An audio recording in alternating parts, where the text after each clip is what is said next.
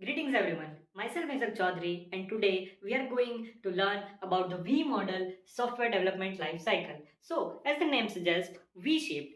In this software development life cycle, the process is done in the V shape. Here V stands for two things. First is verification, second is validation. Verification means verifying all the requirements and designing it accordingly. And validation means testing the designs that we have designed and developed. So first, we will gather some requirements of the customer on the requirement analysis phase.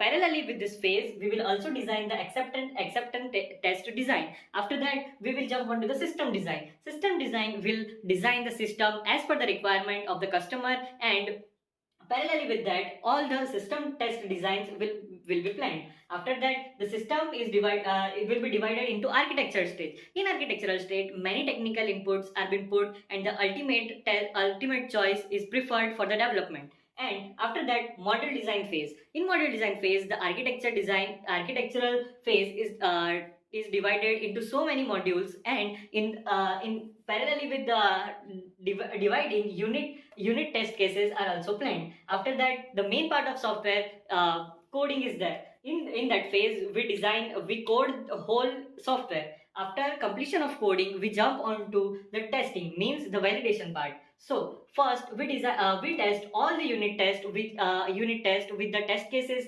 planned on module design phase. So after the unit testing, we jump onto the integration testing. In this phase, all the modules are interconnected, and we see if they are performing well when they are integrated. After that, we jump onto the system testing. In system testing, we test the whole software with all the modules, architecture, and the interaction between the small modules. And after that, acceptance testing. In this testing phase, the testing is done as the point of view of the user. After all this, our software development is completed. So this was the V model software development life cycle. Now we will jump on to the advantages and disadvantages of the SDLC. Advantages and disadvantages of V model.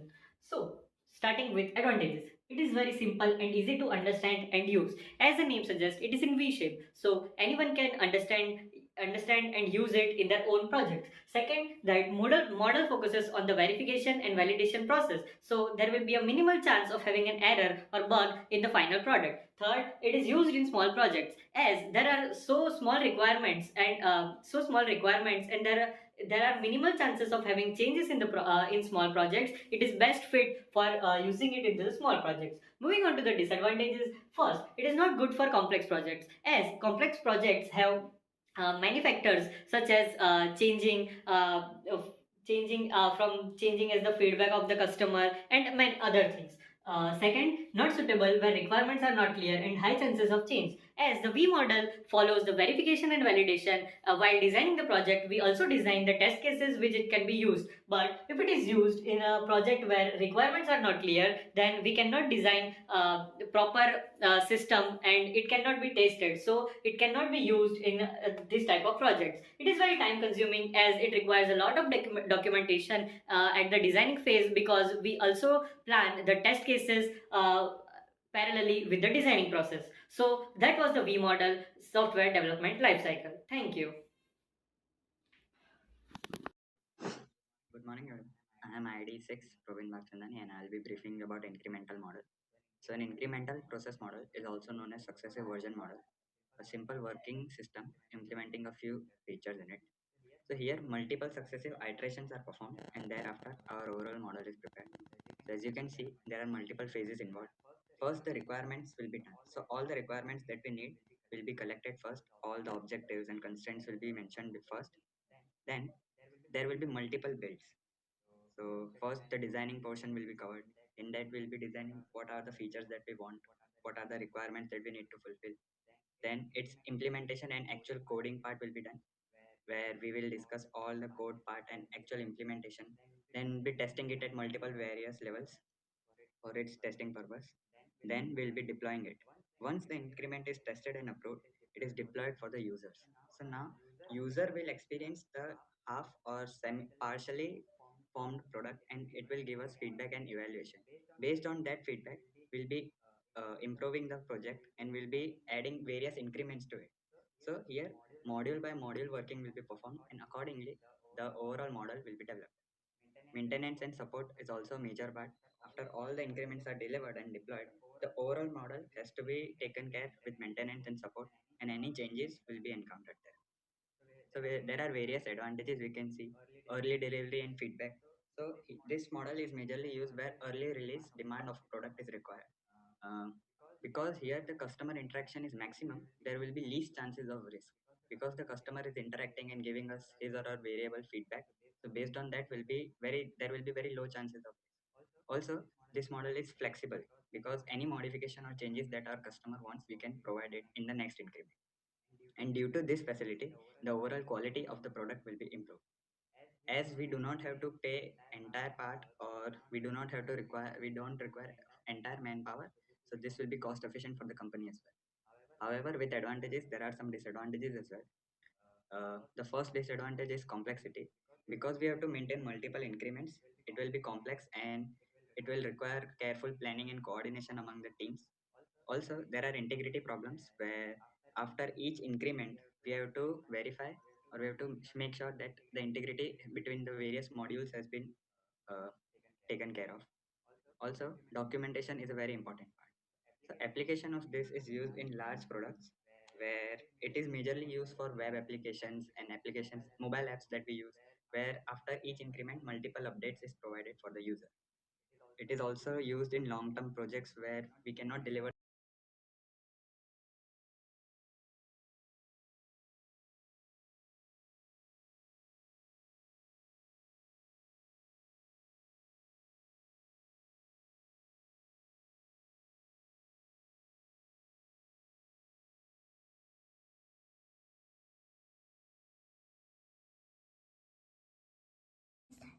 Hello everybody, my name is Urva Dave and my ID is 22DCE018 and I am going to explain the spiral model. So the spiral model is one of the most important software development lifecycle models which provides support for risk handling. So basically the spiral model is a SDLC model that provides a systematic and iterative approach to software development. Now in its diagrammatic representation, it looks like it looks like a spiral with many loops. So the exact number of loops of the spiral is unknown and can vary from project to project. Each loop of the spiral is called a phase of the software development process. Now the exact number of phases needed to develop the product can be varied by the project manager depending upon the project risks. As the project manager dynamically determines the number of phases, the project manager has an important role in developing a product using the spiral model. It is based on the idea of a spiral with each iteration of the spiral representing a complete software development cycle, from requirements gathering and analysis to design, implementation, testing and maintenance. Now first is the planning phase. So the first phase of the spiral model is planning phase, where the scope of the project is determined and a plan is created for the next iteration of the spiral. Then the next phase comes, that is risk analysis. So in this phase, the risks associated with the project are identified and valued. Third is engineering. So in the engineering phase, the software is developed based on the requirements gathered in the previous iteration. Fourth phase is evaluation phase, in which the software is evaluated to determine if it meets the customer's requirements and if it is of high quality. Then the fifth phase is the planning phase. The next iteration of the spiral begins with a new planning phase based on the results of the evaluation. Now the radius of the spiral at any point represents the expenses, that is the cost of the project so far, and the angular dimension represents the progress made so far in the current phase. Now each phase of the spiral model is divided into 4 quadrants as shown in this figure. So the functions of these 4 quadrants are as follows. First one is objective determination and identify alternative solutions. So the requirements are gathered from the customers and the objectives are identified and analyzed at the start of every phase. Then alternative solutions of the possible alternative solutions possible for the phase are proposed in this quadrant. Then the second quadrant is identify and resolve risks. So during the second quadrant, all the possible solutions are evaluated to select the best possible solution. Then the risks associated with that solution are identified, and the risks are resolved using the best possible strategy. At the end of this quadrant, the prototype is built for the best possible solution. Then the third quadrant is the develop next version of the product.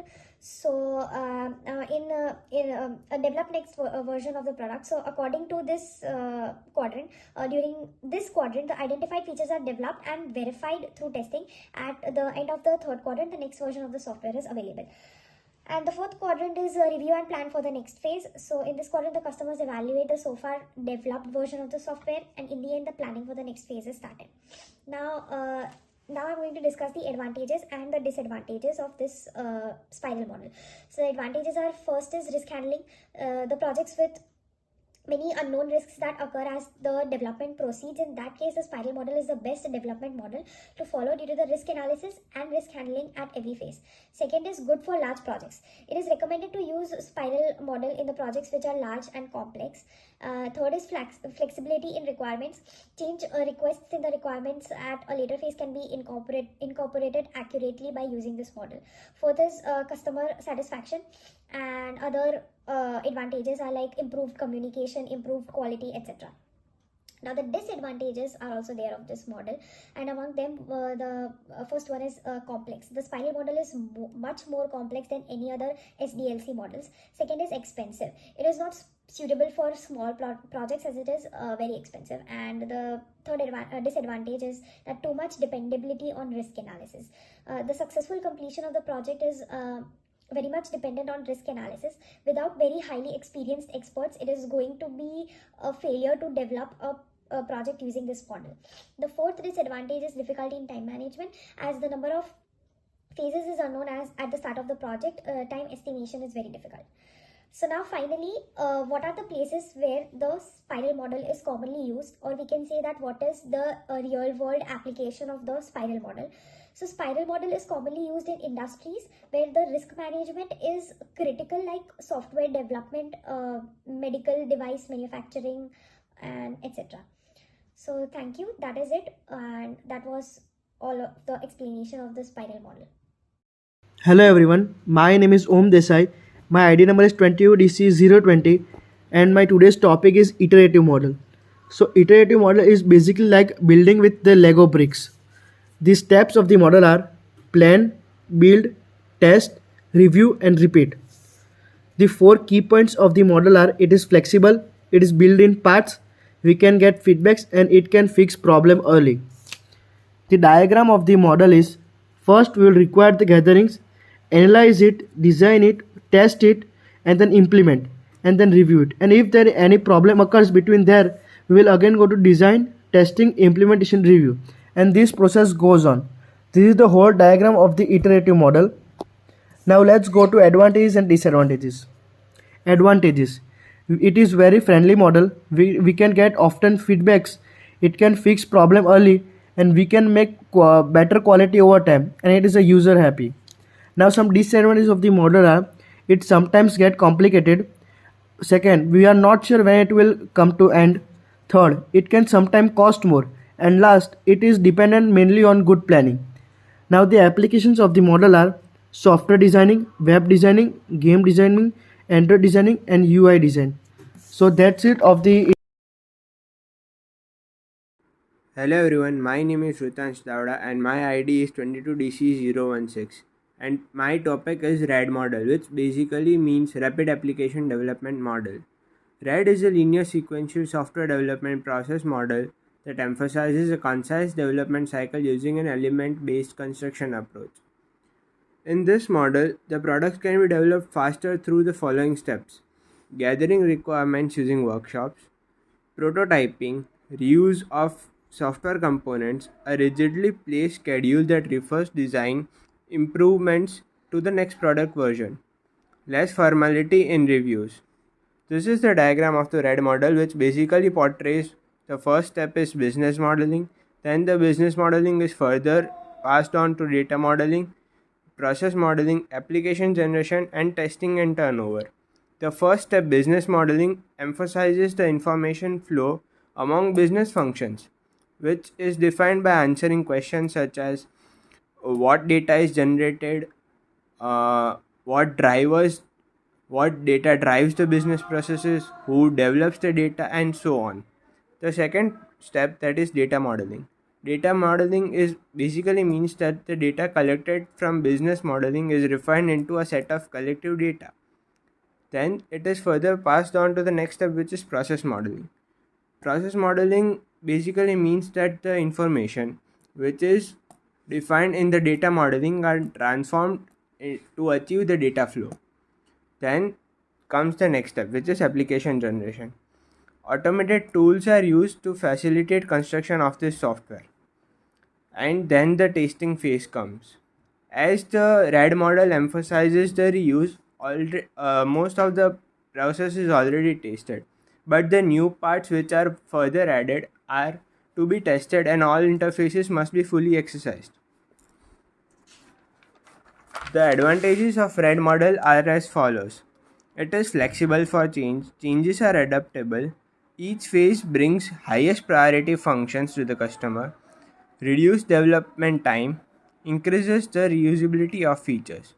The disadvantages are it requires highly skilled developers or designers. All application is not compatible with RAD. It also can't be used for smaller projects.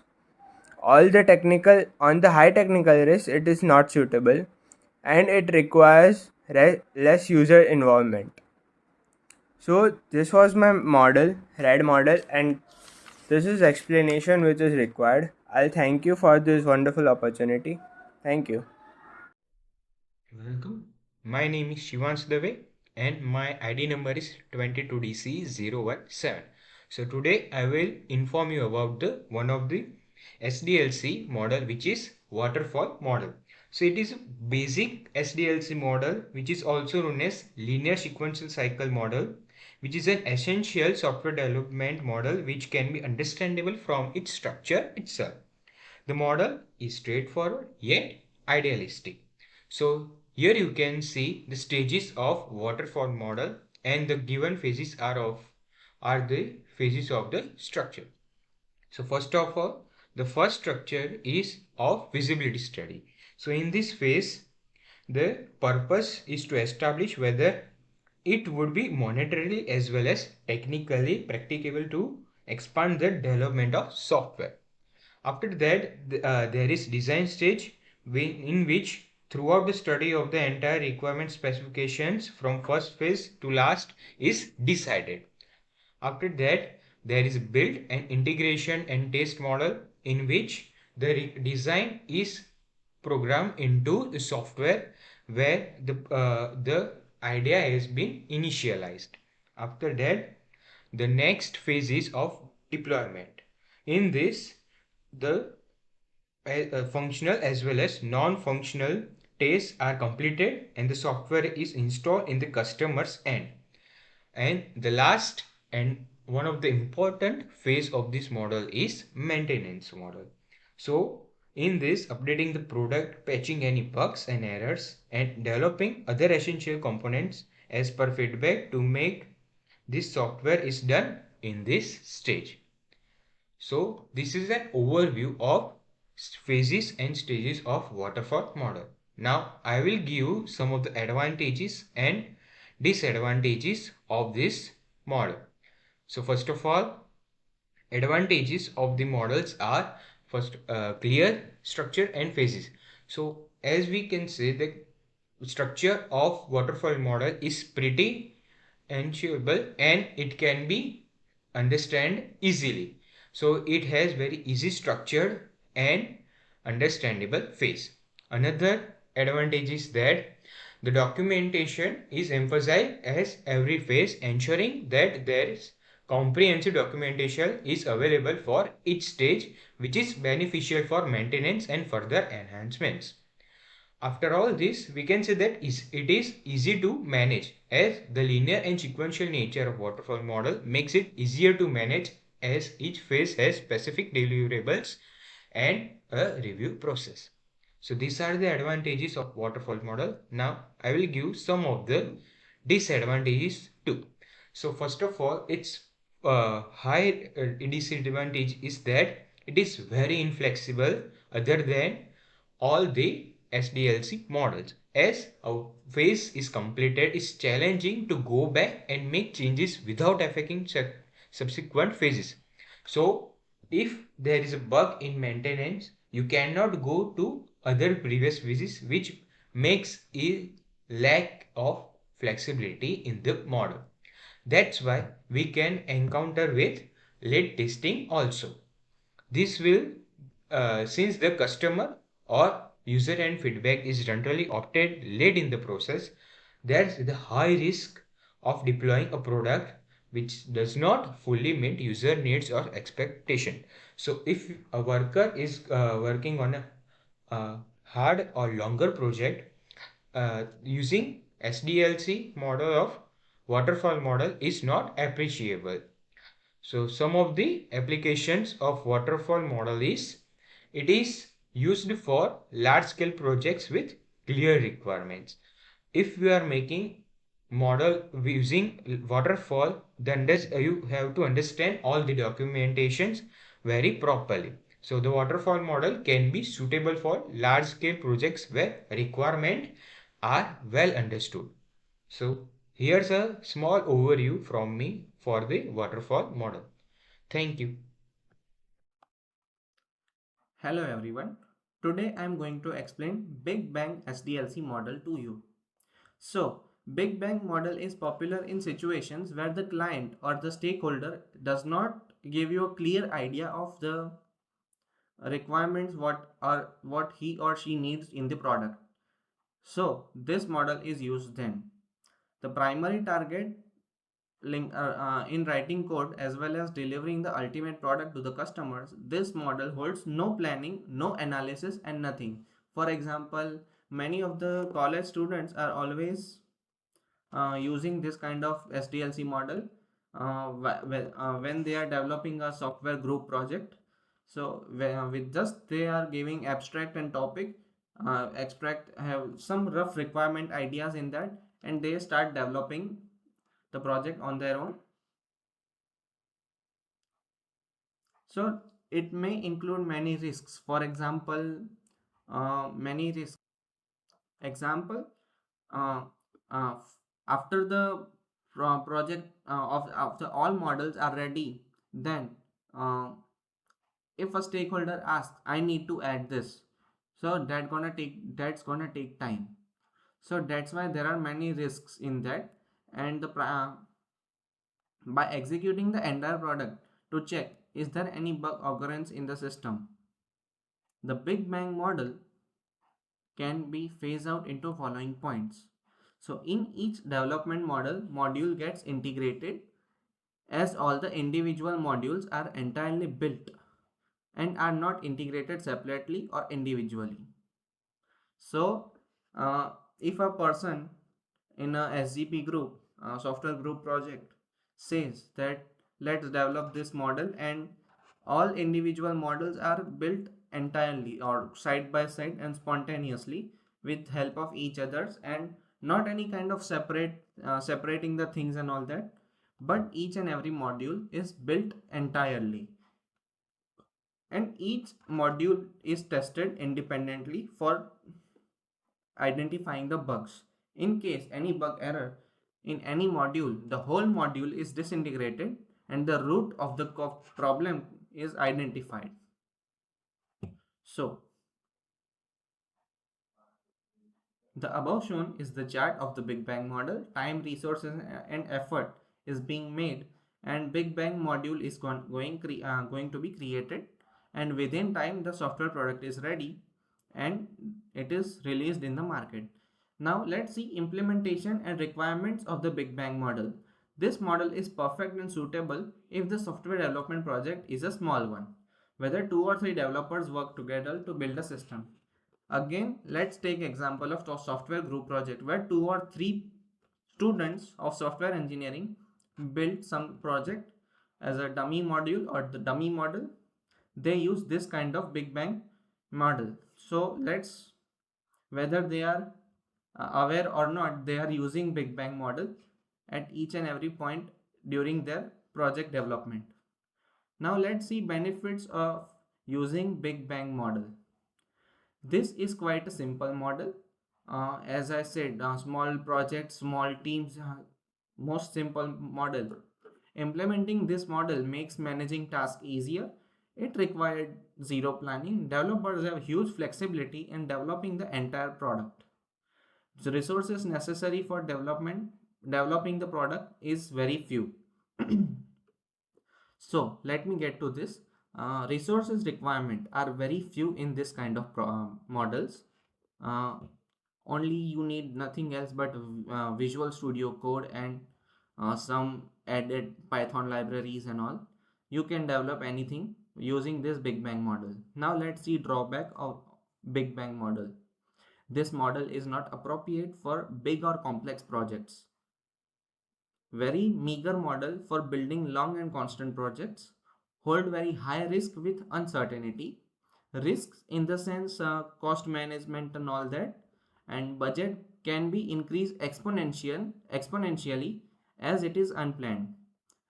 As let's say client is giving you X amount of time and Y amount of money, but he says that I want this changes in between, and then the project of cost of the project is increased according to his or her changes. So that is why it is but not budget friendly as compared to the other SDLC models. So thank you for today.